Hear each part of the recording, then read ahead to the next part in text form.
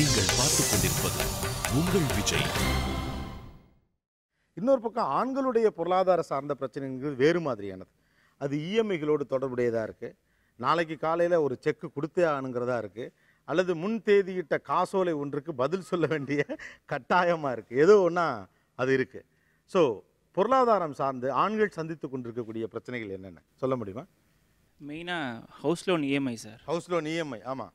இது எனக்கு ரொம்ப பிடிச்ச பாட்டு வந்து இப்போ சமீபத்தில் ஓட ஓட ஓட தூரம் குறையல.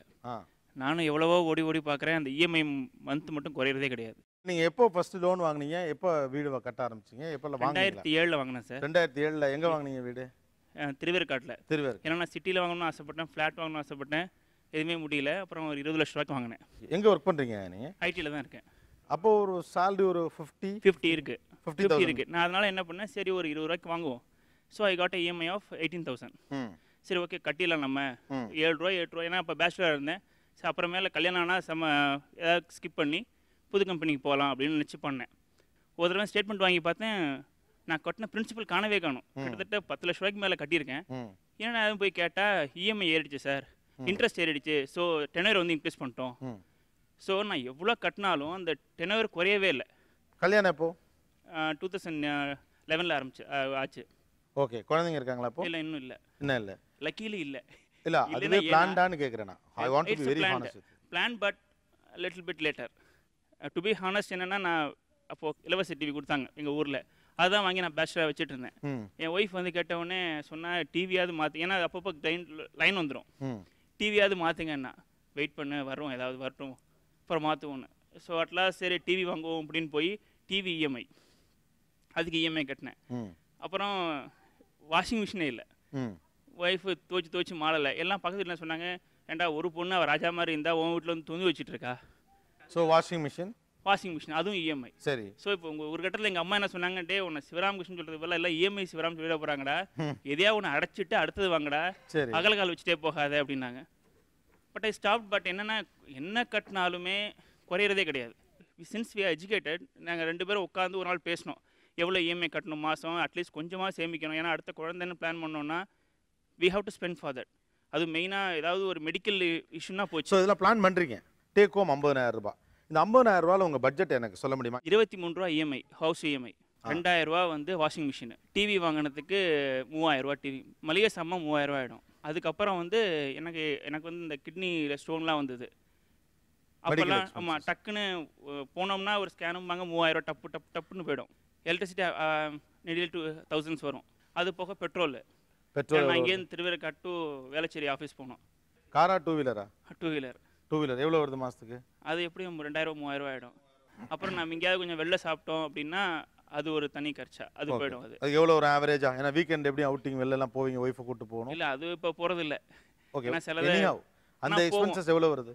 அது போனால் ஒரு 2000 ரூபா வரும். ஓகே. மிஸ்செலேனியஸ் எக்ஸ்பென்சஸ், ஒரு பொருள் வாங்குறது, ஷாப்பிங், நண்பர்களுக்கு திருமணத்துக்கு வாங்குறோம், இல்லை கல்யாணத்துக்கு போகிறோம். கல்யாணம் மினிமம் வந்து எங்கள் அம்மா சொல்லுவாங்க, நீ ஐடின்னு சொல்லிட்டு இருக்கோண்டா, நீ போய் 100 ரூபா வச்சுட்டு வந்துடாத. ஓகே. அதுக்கு ஆவரேஜாக மந்த்லி எவ்வளோ ஆகுது? அது எப்படி 2000 வந்துடும். அப்புறம் ஊருக்கு போகிற செலவு. என் ஒய்ஃப் வந்து ஆக்சுவலாக ஹைதராபாடு. சரி. அப்போ எப்படியும் போனோம், ட்ரெயின் சார்ஜ் 2 பேருக்கும் போட்டாகணும், 2 and 4. ஓகே. அதுக்கு போய் அங்கே ஏதாவது வாங்கிட்டு போனோம் அப்படி இப்படின்னு ஏதாவது இருந்தாலும் அது 2-3 ரூபா உடனே போயிடும். ஸோ அந்த 5 ரூபா கரெக்டாக நிற்கும். ஏதாவது நான் கொஞ்சம் அகலக்கால் வச்சேன் அப்படின்னா போச்சு, 50 ரூபா காலி. யோசிச்சுட்டே இருப்பேன், அண்டவா எதுவும் வந்துடக்கூடாது, பெரிய செலவு அப்படின்னு நினச்சிட்டே இருப்பேன். ஏன்னா கொடுத்தேன்னா எல்லாம் பிடிசி, எல்லாம் பவுன்ஸ் ஆகும், அவ்வளோதான். நான் தொலைஞ்சேன். முடிஞ்சது. ஃப்ரெண்டு ஒரு தடவை சமீபத்தில் சொன்னான், அப்பன் எனக்கு அடிக்கடி வந்து நான் தள்ளுவண்டி தள்ளிட்டு போகிற மாதிரி கனவு வருது. Is making 1.5 lakhs take home. ஒரு மாதத்துக்கு 1.5 லட்ச ரூபா கையில் சம்பாதிக்கக்கூடிய ஒரு பையன் நைட்டு வந்து நான் தள்ளுவண்டி தள்ளிட்டு போகிற மாதிரி பயமாக இருக்குது. ஏன்னா நாளை காலைல வேலை போயிட்டா என்ன பண்ணுறேன்னு. ஸோ அப்போ ஒரு அன்சர்டன் மைண்ட் செட்டோட, ஒரு சின்ன டென்ஷனோட தான் உங்கள் லைஃப் ட்ராவல் ஆகுதா? ஆமாம், டெய்லி கொஞ்சம் ஒரு மாதிரி பயந்துட்டு தான் இருப்பேன் நான் ஆக்சுவலாக ஹோம் மேக்கர்ஸ்ட்டை வரேன் திரும்ப பெண்கள்கிட்டயே. உங்கள் வீட்டினுடைய பட்ஜெட்டில் அல்லது உங்களுக்கு வரக்கூடிய வருமானத்தில் உங்கள் கணவர் சம்பாதிக்கிற அல்லது நீங்கள் 2 பேரும் சேர்ந்து சம்பாதிக்கிறதுல இஎம்ஐ எந்த அளவுக்கு பெரும்பகுதியை எடுத்துகிட்டு போயிடுது? என்னோட ஹஸ்பண்ட்க்கு வந்து கார் வாங்கணுன்றது ஒரு ரொம்ப நாள் ஆசை. பிகாஸ் அந்த சொஃபிஸ்டிகேஷன், அவங்களோட ஃப்ரெண்ட்ஸ் அதெல்லாம் பார்த்து அவர் கார் வாங்கணும்னு ஆசைப்பட்டாரு. We live in joint family. மாமியார், மாமனார், நாத்தனார், நான், என் ஹஸ்பண்ட், என்னோட பையன். ஹஸ்பண்ட் என்ன ஒர்க் பண்ணுறாங்க? ஸ்ட்ரக்சரல் இன்ஜினியராக இருக்காரு. நீங்களும் ஒர்க் பண்ணுறீங்களா? நான் வந்து லெக்சரராக இருக்கேன். 2 பேரும் புட் டுகெதர் எவ்வளோ வரும் சேலரி? புட் டுகெதர் ஒரு 45,000 to 50,000. கார் வாங்கணும், அந்த சொஃபிஸ்டிகேஷனுக்கு அவர் அந்த ஒரு லக்ஸுரி லைஃப் வாழணும் அப்படின்னு ஒரு ஆசை வந்தபோது முதல்ல வாங்கணும் அப்படின்னு நினச்சும் போதே ஒரு சின்ன frustration among the family members இருந்தது. என் மாமியார் தான் வந்து ஃபினான்ஷியல் மேனேஜர். என்னோட நேட்டிவ் வந்து ஈரோடு. ஸோ நாங்கள் எல்லாம் ஃபேமிலியாக போகணும்னு நான் நினச்சாலோ, இல்லை என் மாமியாரோட சொந்த ஊர் காஞ்சிபுரம், ஸோ அங்கே போகணும்னு நினச்சாலும் எல்லோரும் சேர்ந்து போகிறதுக்கு ப்ளஸ் ரிலேட்டிவ்ஸோட ப்ரெஷர், ஏன்னா எல்லாருமே கார் வச்சுருக்காங்க, அந்த ஸ்டேட்டஸ் நம்ம மெயின்டைன் பண்ணணும் அப்படின்னு நினைக்கும் போது சரி நம்மளும் ஆப் பண்ணலாம் அப்படின்ட்டு வி ஆப்டட் ஃபார் நேச்சுரல். எவ்வளோ போகுது இஎம்ஐ? இஎம்ஐ 12,000 போகுது சார். ப்ளஸ் எங்களது வந்து வீடு கட்டும்போது லோன் எடுத்தாங்க. ஸோ லோனுக்குன்ட்டு ஒரு 5,000 எடுத்து வைக்கிறோம். ப்ளஸ் இப்போது நாத்தனாருக்கு வந்து கல்யாணம் ஃபிக்ஸ் பண்ணியிருக்கோம். ஸோ அதுக்குன்ட்டு வந்து ஒரு பேசிக்கான ஒரு சேவிங்ஸ் முதல்ல இல்லை. ஸோ என் மாமியாரோட நகையை பிளட்ஜ் பண்ணுறது, இல்லைன்னா யார்கிட்டையாவது கடன் வாங்கலாம் அப்படின்னு யோசிக்கிறது. ஃபார்ச்சுனேட்லி இன்னொரு இடம் இருக்குது, அதை விற்று பண்ணிடலாம் அப்படின்னு யோசிக்கிறோம். ஓகே, வேறு ஹோம் மேக்கர்ஸ்? பையன் வந்து இந்த எக்ஸ்போஷர்னால, இந்த மாடர்ன் வேர்ல்டுனால ஐபேட், ஐஃபோன் வேணும், பிசா கார்னர் போகணும், அந்த மாதிரி ஒரு இது இருக்கான். ஆனால் அதெல்லாம் வந்து கொடுக்கறதுக்கு வந்து கொஞ்சம் கஷ்டமாக இருக்கும். இப்போ அந்த கேட்ஜெட்ஸ் பையன் கேட்குறப்ப அதை வாங்கி கொடுக்க வேணாங்கிற ஒப்பீனியன் இதில் கிளாஷ் வருதா? கண்டிப்பாக. இவங்க வாங்குற இந்த லோன்ஸ் அல்லது இவங்களுடைய மணி ஹேண்ட்லிங், இவங்களுடைய பிளான், இதில் என்ன சிக்கல் இருக்கதா நீங்கள் இதுவரைக்கும் பேசுனதில் பார்க்குறீங்களா? இந்தியாவை எடுத்துக்கொண்டால் இன்ஃப்ளேஷன் வரும்பொழுது உயரும் பொழுது வருவாயும் உயர்ந்து கொண்டு வந்திருக்கிறது. பட் என்ன பிரச்சனைன்னா, இன்ஃப்ளேஷன் உயர்ந்து பணவீக்கம் உயர்ந்து வரக்கூடிய அளவுக்கு வருவாய் வந்து உயரவில்லை. இது வந்து நான் சொல்லலை, மத்திய அரசினுடைய ரிசர்வ் வங்கியினுடைய அறிக்கை சென்ற ஆண்டு. இஎம்ஐங்கிறது முதல்ல சரியா? இஎம்ஐயில் ஒரு பொருளை வாங்கிட்டு மாதம் மாதம் கட்டிக்கிட்டு இருக்குது அப்படிங்கிற அந்த மெத்தடாலஜி முதல்ல சரியா? அல்லது எவ்வளவு தூரம் இஎம்ஐக்கு என்னுடைய பொருளாதாரத்துக்கு உட்பட்டு நான் வைக்கணும்? 25,000க்கு 15,000 இஎம்ஐயும் வச்சுருக்காங்க. இஎம்ஐயை பொறுத்த வரைக்கும் எந்த பொருளை வாங்குகிறோங்கிறது முக்கியம். கடன் வாங்குறது தப்பில்லை. கடன் வாங்குறது தப்புன்னா பேங்க்கும் கடன் வாங்கி தான் அவங்க தொழில் பண்ணுறாங்க, தப்பில்லை. பட் எதற்காக கடன் வாங்குகிறோம்? ஒரு சொத்தை வாங்குவதற்கு கடன் வாங்குவது நிச்சயமாக தப்பில்லை. வீடு வாங்குவதற்கு கடன் வாங்குகிறோம் என்றால் தப்பில்லை, ஏன்னா அதனுடைய வேல்யூ ரைஸ் ஆகிட்டு இருக்கு. அதே ஒரு வாகனம் வாங்குவதற்கு கடன் வாங்குறது அல்லது ஒரு டெக்னாலஜிக்காக செல்ஃபோன் வாங்குறதுக்காக கடன் வாங்குறது, இஎம்ஐக்கு போகிறோங்கிறது ஒரு சரியான அணுகுமுறையாக இருக்காது.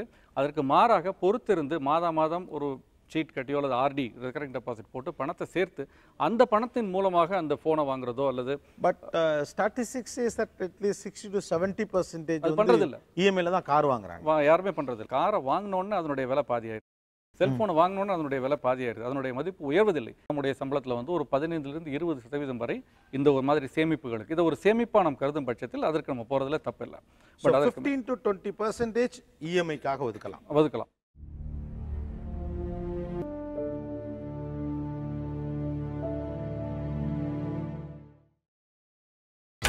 நீங்கள் பார்த்துக் கொண்டிருப்பது உங்கள் விஜய்.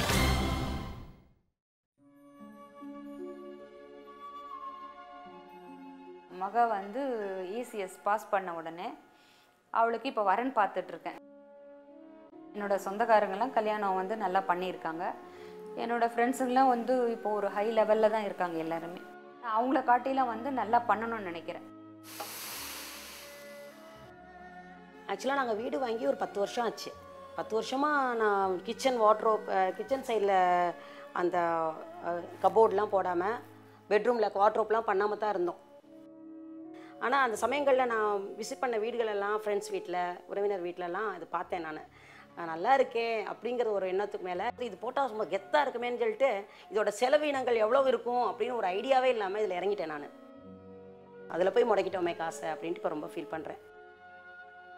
நான் ஒரு எம்என்சி கம்பெனியில் சிஸ்டம் அட்மினாக ஒர்க் பண்ணிகிட்டு இருக்கேன். நான் இந்த ட்ரெஸ் தான் போட்டுட்டு வரணும், பிராண்டட் தான் போட்டுட்டு வரணும் அப்படின்றது ரூல் கிடையாது. இருந்தாலும் நான் அந்த இடத்துல போய் நிற்கிறேன் அப்படின்ற நிலையில் இருக்கும்போது எனக்கே ஒரு மாதிரி கூனி குறுகி நிற்கிற மாதிரி இருக்குது. என்ன பஸ்லேயே வர அப்படின்னு சொல்லிட்டு, ஏன் வண்டி வாங்கிக்க வேண்டியதானே, ஆஃபீஸில் சம்பளம் தராங்களே, வண்டி எடுத்துக்க வேண்டியதானே அப்படின்னு ஒரு சிலர் கேட்குற வார்த்தைகளை கூட நம்மளால் அதுக்கும் பதில் சொல்லக்கூடாது, அவங்களுக்கு நான் இது பண்ணிடக்கூடாதுன்றதுக்காகவே நானும் ஃபினான்ஸாக போட்டுட்டு வண்டி ஒன்று எடுத்தேங்க.